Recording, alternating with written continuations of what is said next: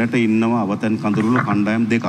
එකක් ඉන්නවා නිවස අහිමි වීම නිසා ඉන්නවා. තව කණ්ඩායමක් ඉන්නවා නිවස හිමි නමුත් යන්නේක සුදුසුද නැද්ද කියලා. ඒකට ඒකට රිපෝට් එක ආපුවම තමයි ඒගොල්ලන්ට යන්න පුළුවන්කම තියෙන්නේ නේද?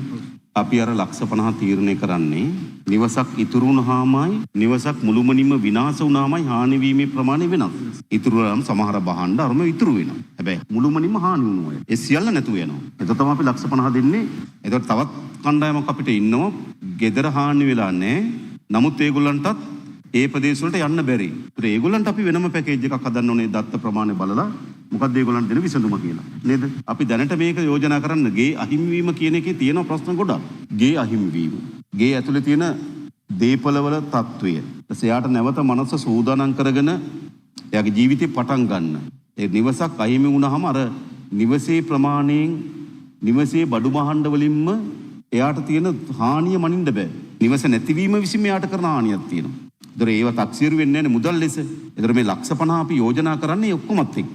හැබැයි නිවසක් තියෙනවා යන්න සුදුසු නැහැ කියන එක නිවස හානි වුණු ගණයට වැටෙන්නේ නැහැ. ඒක අපි අර කලින් ආපු පැකේජ් එකක් තියෙනවා සුදුසු නැත්නම් වල පදිංචි කරන්න.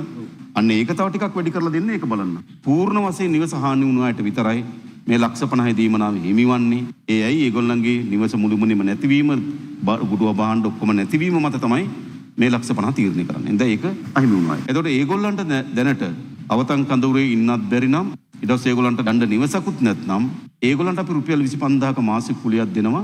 ඒගොල්ලන්ට ගිහලා ගෙවල් කුලියක් අරන් ඉන්න. ඒ මාසික කුලියට දෙන අයට අපි ජනවාරි පෙබරවාරි වලට 50000 ගානේ මාසික දීමනාවක් දෙනවා. දැන් මෙතන 50000 දීමනාව ඒගොල්ලන්ට ලැබෙන්නේ නැහැ නේ නැති නිසා. එහෙම නම ඒගොල්ලෝ යන දවසේ කවද්ද එදා ඉඳන් ඒගොල්ලන්ට මාසික රුපියල් 50000ක දීමනාවක් දෙමු ජීවත් වෙන්න. ඔක අපිට තියෙන්නේ. ඕක තමයි අපි දැන්ට යෝජනා කරලා තියෙන පැකේජ් එක. පුළුවන් තරම් අපි රජයේ ඉඩමකට මේගොල්ලෝ පදිංචි කරමු. රජයේ ඉඩම් නැත්තම් අපි කිව්වා ලක්ෂ 50 දක්වා උපරිමයකට. 50 දක්වා උපරිමයකට අපිට ඉඩමක් මිලදී ගන්න කරන ප්‍රතිපාදන ලබා දෙමු ප්‍රදේශය අනුව. ප්‍රදේශ සාමාන්‍යයෙන් තියෙනවනේ මාකට් වැලියු එකක් තියෙනව නේද? ඒ වටිනාකමට අනුව අපි ඒගොල්ලන්ට ඉඩමක් මිලදී ගන්න මුදලක් ලබා දෙමු. අපිට ඉඩම් හොයන්න බැරි නම් මේ අර පූර්ණ වශයෙන් ගෙවල් හානි වුණු 418 නේද? මේක වෙනස් වෙන්න පුළුවන් කමක් නෑ. දැනට ඉන්න 418ට අපි මේ සම්පූර්ණ එක දෙන්න ඕනකම තියෙනවා. අර්ධ හානි වුණු නිවාස වලට ඒගොල්ලන්ට ඒ නිවාසයට යන්න පුළුවන් නම් ඒවා තක්සේරු කරලා උපරිමේ ලක්ෂ 25කට වන්දි මුදලක් තීරණය කරන්න පුළුවන්.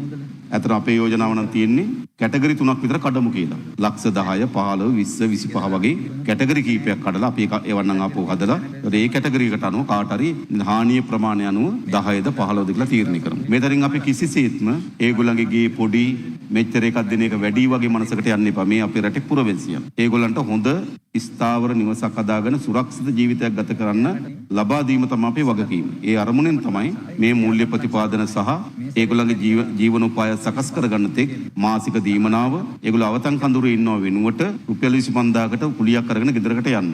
ඒ කියන්නේ අපි ඒ අයට සුරක්ෂිත ජීවිතයක් ලබා දීමේ අරමුණෙන් තමයි මේ වැඩසටහන හදලා තියෙන්නේ. ඉතින් ඔබතුමාලා ගොඩාක් ප්‍රවේශම් වෙන්න ඕන, සැලකිලිමත් වෙන්න ඕන.